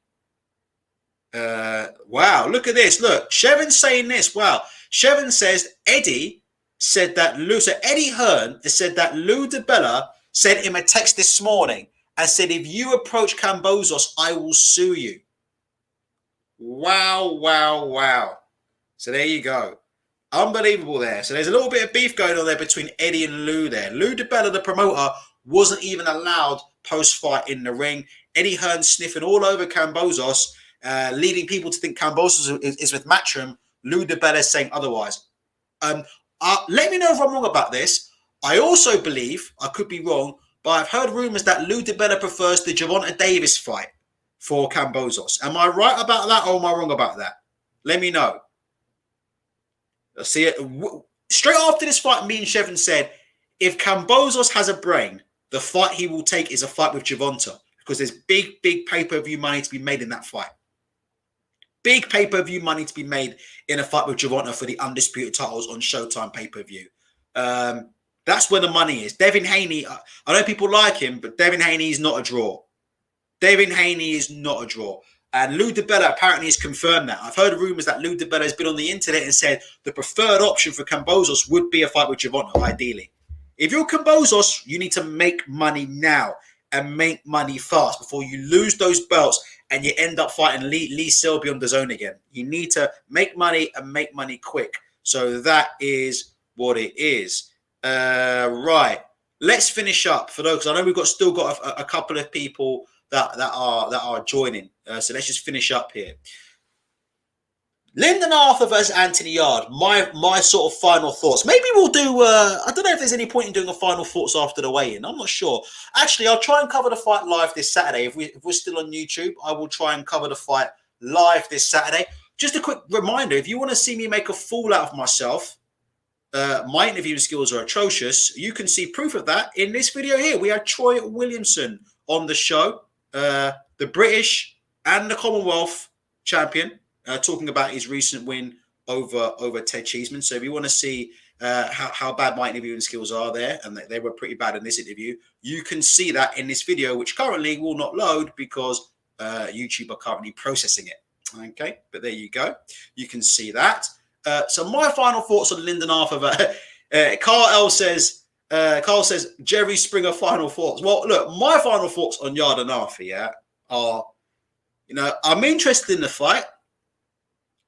I think the fight probably will catch light because it really is now for certain people. Certain people's reputations now really are on the line. I think for certain people, the excuses are running out. They are running out, particularly, like I said, for Tunde Ajaye. Like I said, I don't have a problem with Tunde Ajaye. He's never said anything bad about me or rude to me or anything that I'm aware of. So I haven't got a problem with Tunde. But I just feel, that this isn't the career-defining fight for Anthony Yarde, although we're getting to the point. We're getting to the point where it's going to be the last yard for the Yarde. There you go. How about that? What would you give that pun out of 10? We're getting to the point where it's going to be the last yard for Yarde. What would you give that out of 10? I'd give that a 2 out of 10. The last yard for Yarde. Give me your yard puns. If anybody's got any yard puns before we go, give me your yard puns, and I'll give you a mark out of 10. What did somebody said? I think somebody did a pun about Tunde putting in the hard yards. Very clever. But I think Mark's giving that a 2 out of 10. Fair play. I think for Tunde, this is a career-defining fight for Tunde, more so than Yarde, actually. I think Yarde gets beat, Yarde gets knocked out. I think Yarde ditches Tunde, brings in an Adam Booth or somebody.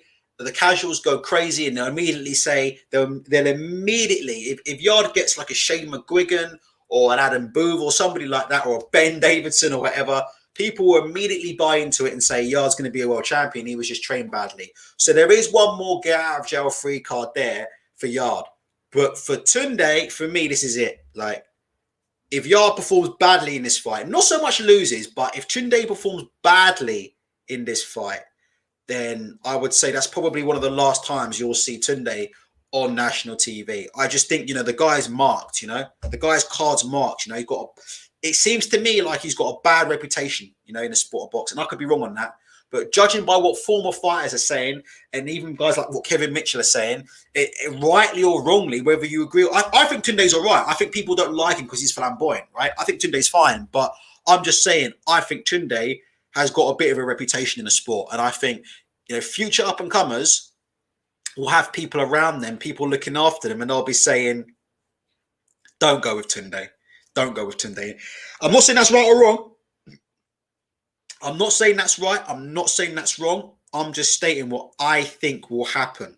All right. I just think, look, I haven't really seen much of the first fight. I need to go back and watch it or watch bits of it. My gut says that Lyndon Arthur is gonna do what he did in the first fight and dominate behind the jab and probably win the fight. My question mark would be on the scorecards. My question mark would be on, look, I feel that what Abdul said is absolutely bang on to a degree. I think Anthony Yarde, out of these two, is the far more marketable fighter than Lyndon Arthur, whether people like it or not. The ceiling is much higher for the promotion and for BT if Anthony Yarde gets through that. That's my opinion. I think if you look at what's best for the promotional company, what's best for Queensberry, and what's best for BT Sports, what's best for them is Anthony Yarde wins this fight, Callum Johnson wins his fight, and the two of them get together and fight for a world title. What do you guys think? Do you guys? I know you're going to say I'm crazy, but Callum Johnson versus Anthony Yarde for a world title. Do you think BT could get away with sticking that on pay-per-view if they undercarded the fuck out of it? Give me an opinion on that. What do you guys think? Callum Johnson versus Anthony Yarde for a world title. Do you think that BT could get away with pay-per-view in that? What if, can you imagine, what if they did something like put it on the same night as Fury and White, possibly? What if they did that? What if they put Yarde and Callum Johnson on the same night as like a Fury and doubled them up on pay-per-view? What do you think? Could they get away with doing it under any circumstances? I personally would watch it. I think it's a good fight. Yarde and Johnson. But for me, if you're BT Sports, if you're Queensbury, that's the biggest money spinner. That's the biggest money maker, isn't it? That's the one that's going to get people's attention. Lyndon Arthur versus Callum Johnson's a great fight, but it just doesn't have that same pull with the average man, in my opinion, that Yarde and Callum Johnson does. And that's what worries me about what's going to happen when these cards get read out. I think Lyndon Arthur is going to have to win very, very decisively. Crazy D3 says Joe Smith will batter Callum Johnson. Mark Wharton says, got to respect Tunde. He's made Yarde a rich man. Carl says, show could have been called Get Arthur My Yard. I don't get that. I actually don't get that at all. Get Arthur My Yard. I don't understand that at all. Roger Kenyon says Eddie has put on far worse. Has he though? Has Eddie really put on worse pay-per-views than Callum Johnson versus Anthony Yarde? I'm not sure, you know. Like, Bellew and Cleverly 2, I think, is the undisputed worst. Actually, then again, yeah, Bellew, Cleverly 2. What else have we had? Brook versus Gavin had a kind of a stacked undercard. You had Lee Selby going for a world title, and you also had Anthony Joshua on the undercard of that one. So even though Brook and Gavin on paper was shocking, right? You still had, you know, Anthony Joshua. You still had like Selby. To be fair, the undercard for that pay-per-view is one of the strongest undercards we've seen actually in a while.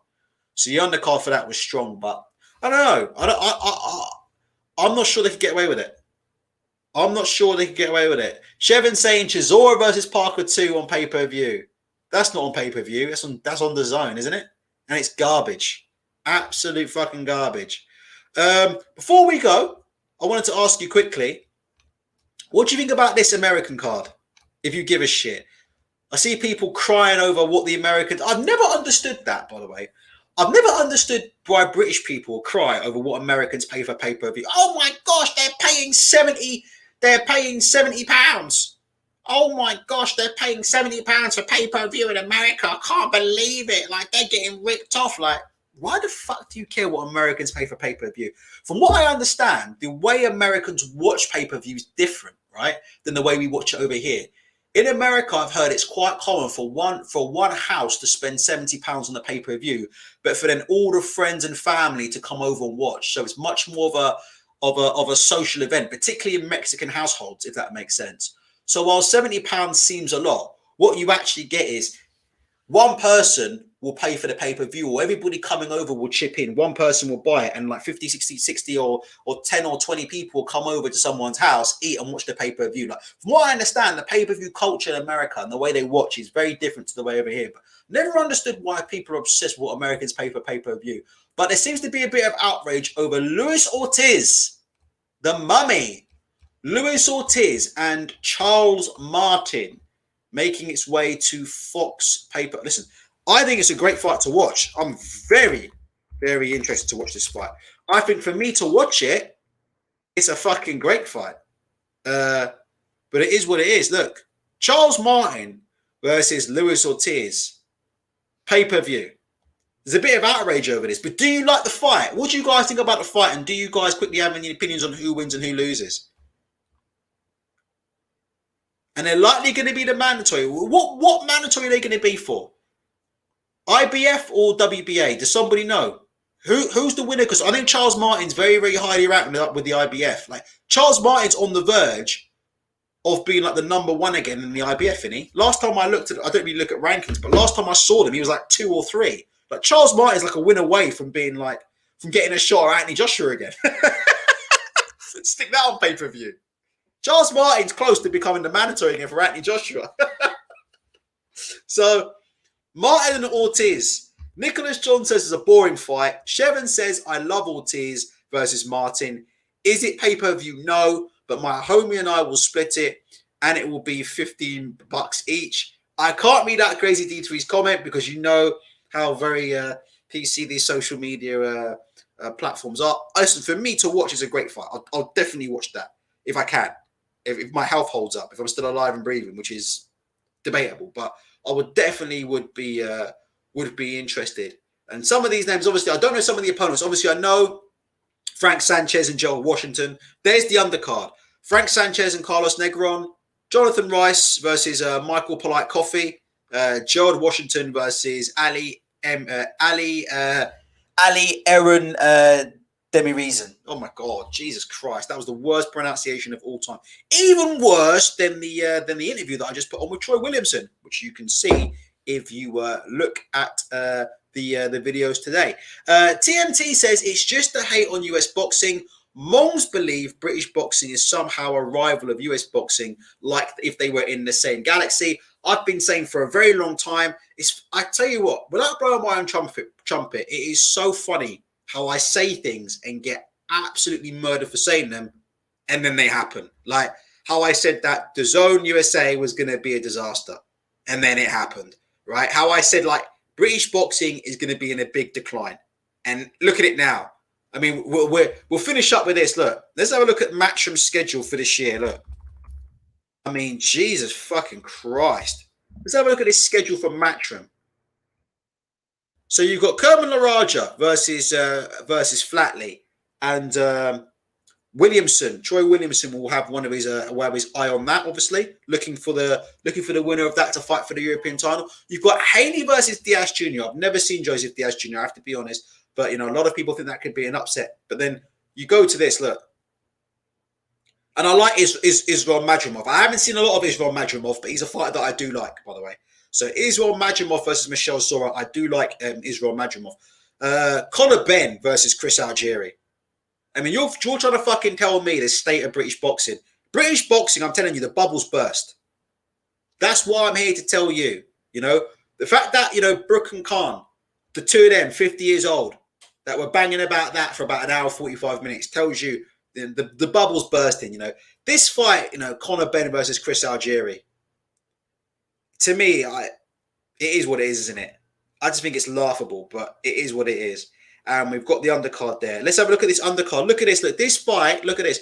This card is 1 week away, right? So this card is next week. Look how many TBAs are on this card.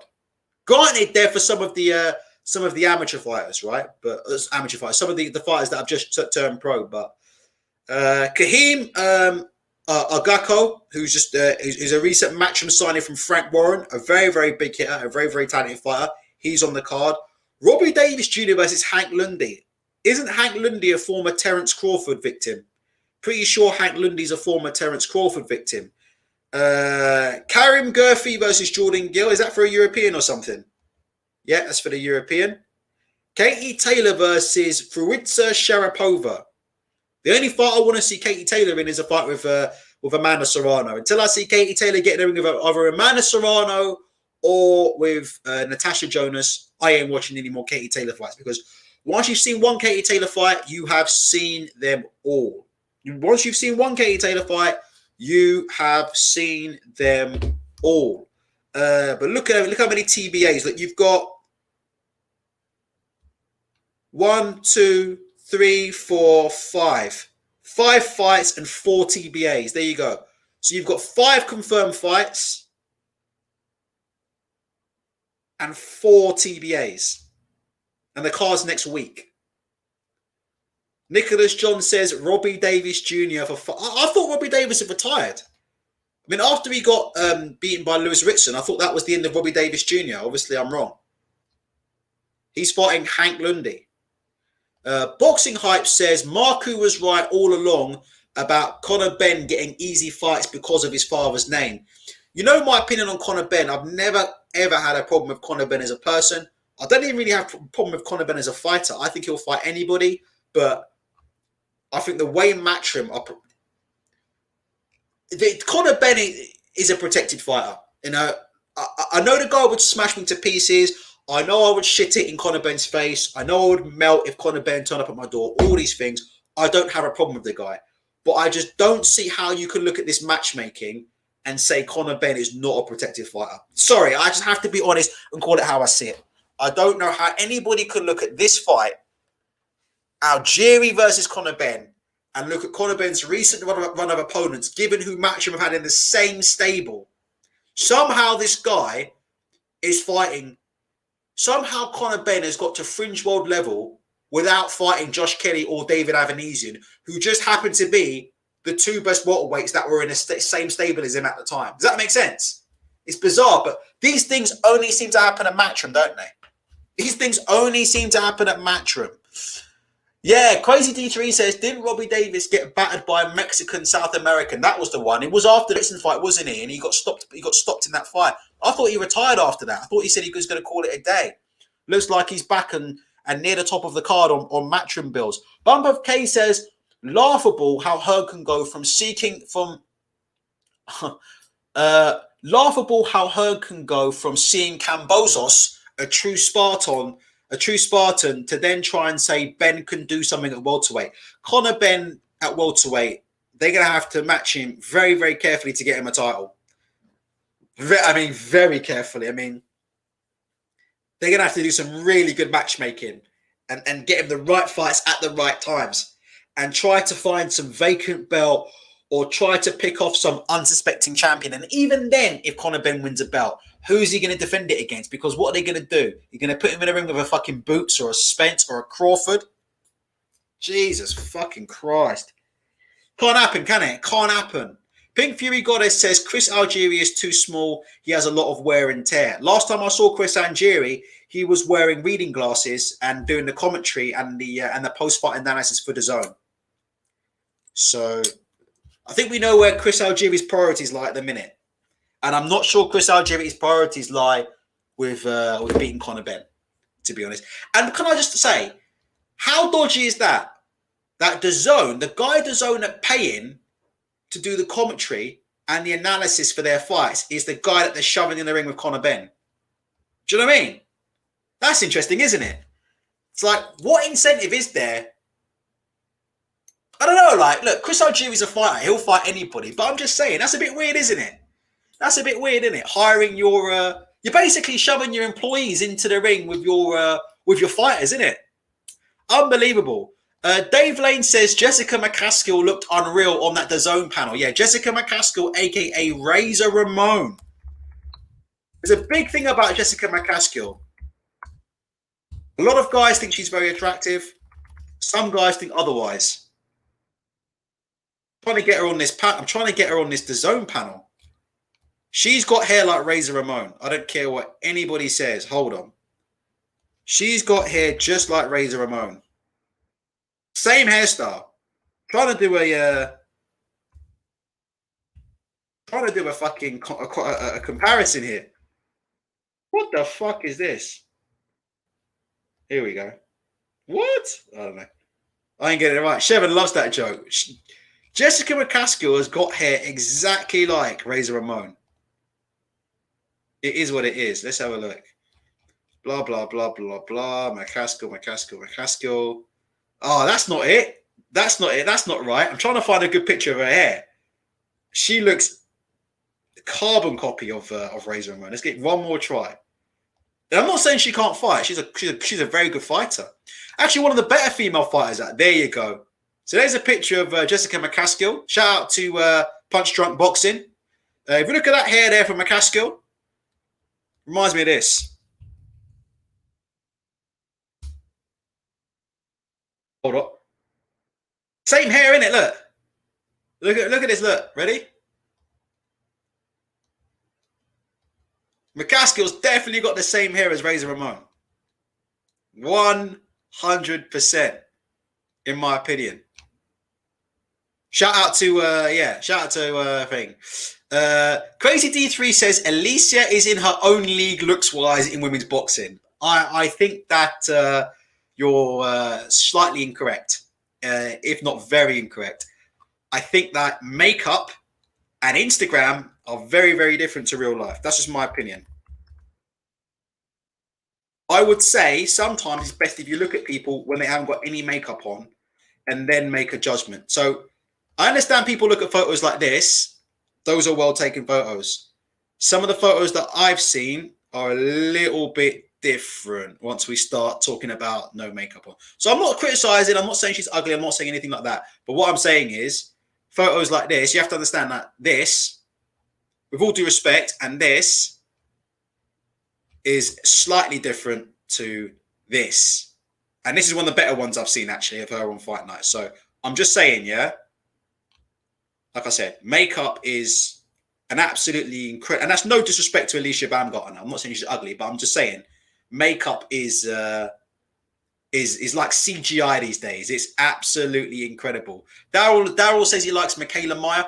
Well, you're in for a treat there, Daryl, because Michaela Meyer likes brothers. So you're in for a treat. Her boyfriend is a brother.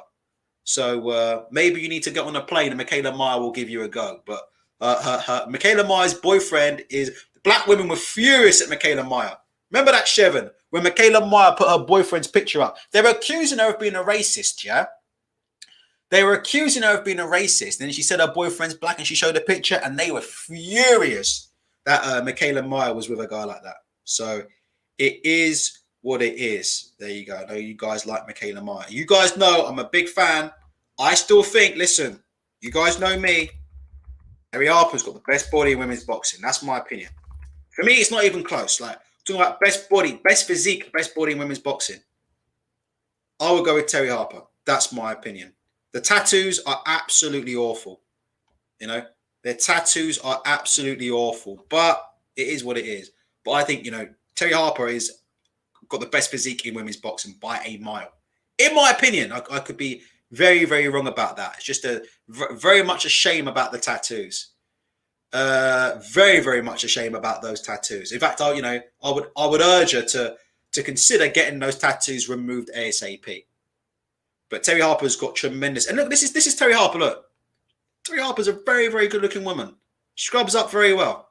Scrubs up very well. Right, guys. 1 hour, 51 minutes. Really, really appreciate you guys joining me. And I believe if we're still around, the next show should be Lyndon Arthur versus Anthony Yarde 2 Fight Night Live. You know what? I'm not sure if we'll do Devin Haney live, but if Devin Haney gets beat, we might do a live and do a bit of gloating. We'll see. All right, guys, I really appreciate it. I apologize for the awful... Oh, look at this. Look, here's Terry Harper. Look, I told you guys. I've told you guys. Terry Harper low-key is actually like... She scrubs up really, really well. Look, Terry Harper scrubs up really, really well. Really well, in my opinion. Fair play. Just the tattoos are absolutely atrocious. And C-Line says Clarissa Shields is fine. And at that point, I think it really is time to stop the stream. And for you guys to probably go and see psychologists. Peace out.